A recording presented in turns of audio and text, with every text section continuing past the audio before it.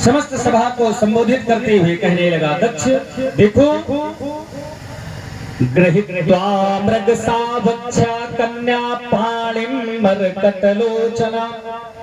कहा, मैंने अपनी मृगलोचनी कन्या का पाण ग्रहण उस मरकट लोचन के साथ में कर दिया है। मरकट लोचन माने क्या होता है पता है?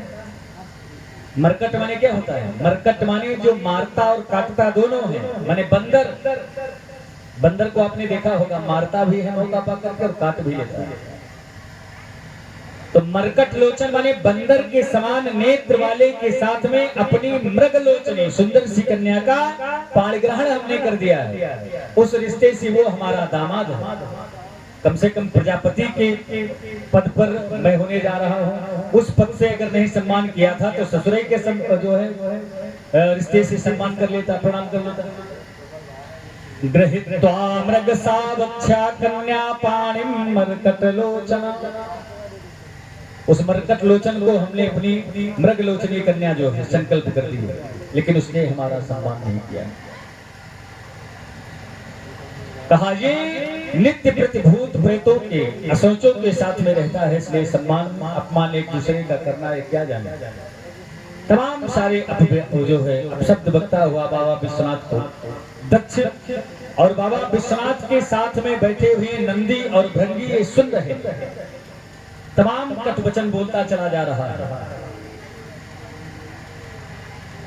कहा, भूत प्रेतों के साथ में रहता है, चिता की भस्म को अपने शरीर पर तन पर लपेटता है, पर्वतों पर रहता है, पहाड़ों पर रहता है, ये किसी का सम्मान करना क्या जाने।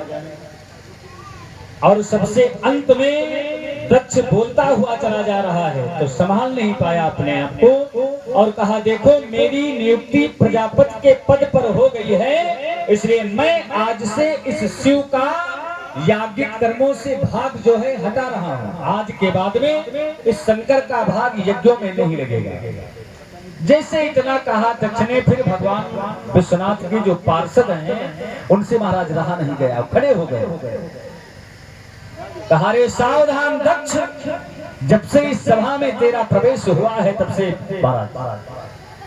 बकरे के जैसा तेरा मुख चलता जा रहा है, बक बक करता जा रहा है, न जाने क्या क्या बोल रहा है। तेरी मति मारी गई है। देवादिदेव महादेव का भाग यज्ञ से काटने वाला तू कौन होता है? अरे दुष्ट, जा मैं तुझे श्राप देता हूं कि तेरा मुख बकरे का हो जाए।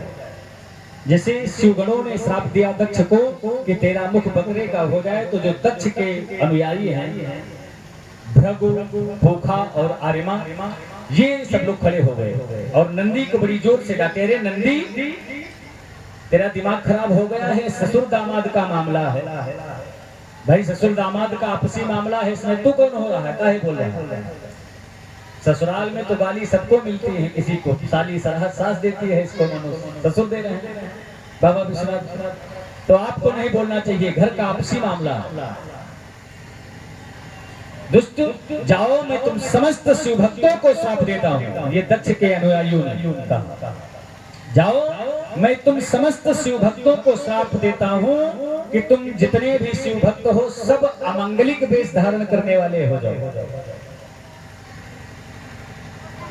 बड़े बड़े नाखून, जटा, अशौच अवस्था में, अपवित्र अवस्था में रहने वाले हो जाओ। 2-2, 3-3 महीने स्नान ही ना करो, अमांगलिक वेश धारण करके टहले। ये समस्त शिव भक्तों को श्राप दे दिया। जैसे समस्त शिव भक्तों को श्राप दिया तो नंदी के पास में बैठे थे भृंगी खड़े हो गए, आर्यमा को बड़ी जोर से डांटे।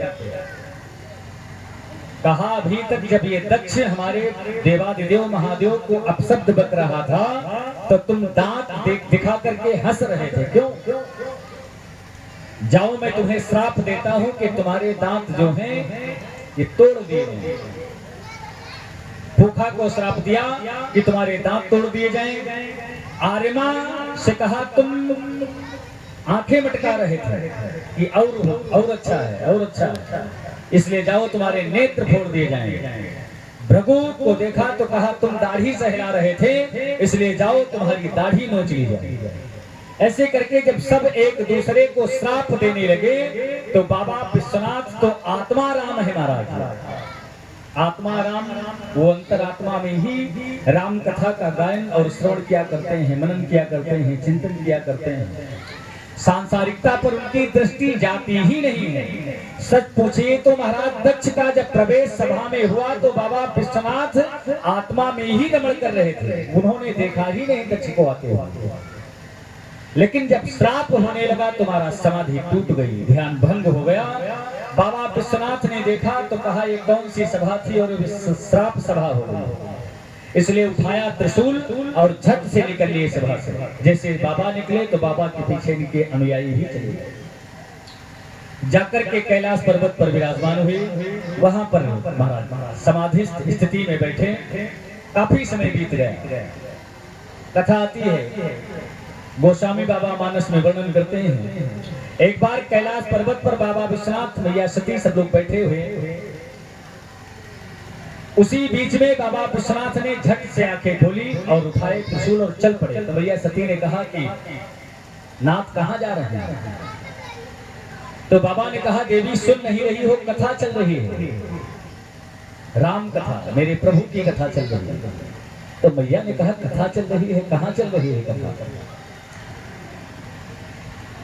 तो बाबा विश्वनाथ ने कहा देवी दंडक वन में जो है कुंभज ऋषि के यहाँ पर हमारे प्रभु की पावन कथा चल रही है, हम वही सुनने जा रहे हैं। अब आप लोग विचार करो, कैलाश पर्वत पर बाबा विश्वनाथ और यहाँ दंडक वन में कथा हो रही है, कितनी दूरी